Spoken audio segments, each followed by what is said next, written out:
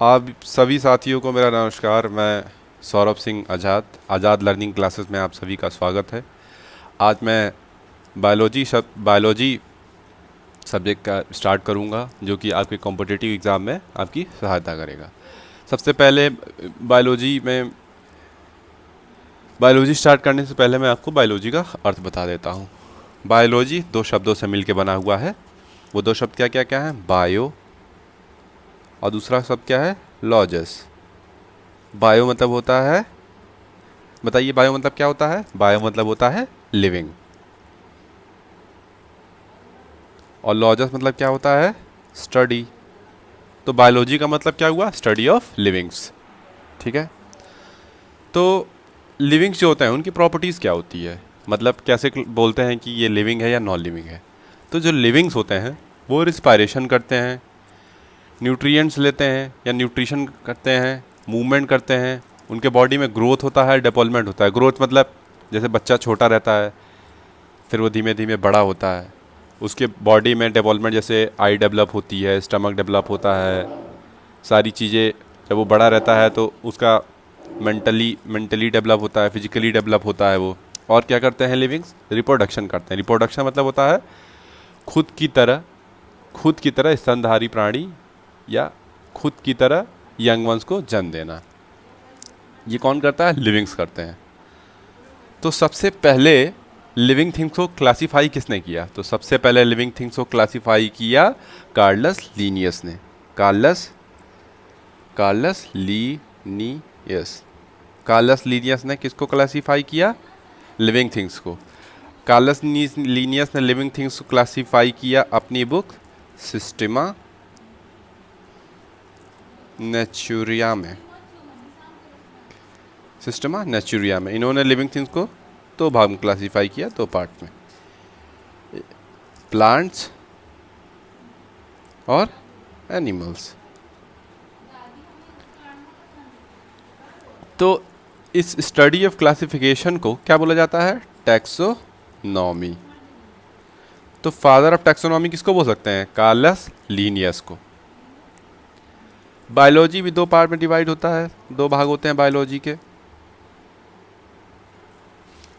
एक होता है जूलॉजी जूलॉजी और दूसरा होता है बॉटनी। तो जूलॉजी क्या होता है? जूलॉजी मतलब होता है स्टडी ऑफ एनिमल्स, जिसमें हम एनिमल्स की स्टडी करते हैं। और बॉटनी में किसकी स्टडी करते हैं? Study of plants. बायोलॉजी और जूलॉजी और बॉटनी। बायोलॉजी वर्ड का सबसे पहले इस्तेमाल किया था, या biology word was first use by Lamarck. तो जैसे आपसे क्वेश्चन पूछा जाएगा कि एग्ज़ाम में कि बायोलॉजी शब्द का प्रयोग सबसे पहले किसने किया था, या who use the biology term, तो आंसर होगा लैमार्क ने। सबसे पहले बायोलॉजी टर्म का यूज़ किसने किया था? लैमार्क ने किया था।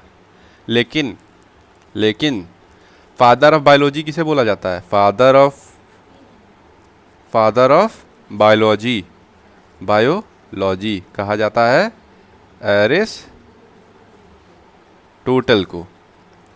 फादर ऑफ बायोलॉजी किसे कहा जाता है? एरिस्टोटल को।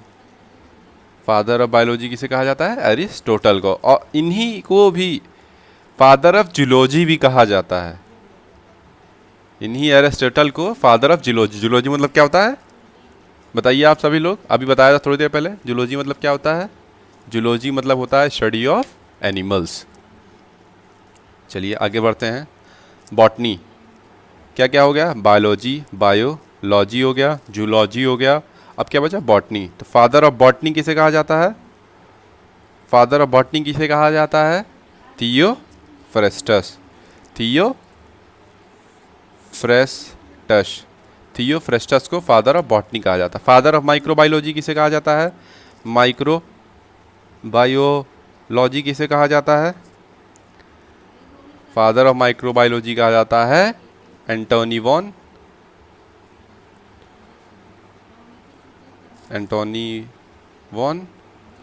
लीवेन hoc. Antonie van Leeuwenhoek. Antonie van Leeuwenhoek को फादर ऑफ माइक्रोबायोलॉजी कहा था। लेकिन इन्हीं एंटोनी वॉन लीवेनहॉक ने बैक्टीरिया की भी खोज की है। आप लोग लिख लीजिएगा, एंटोनी वॉन लीवेनहॉक ने बैक्टीरिया की खोज की है।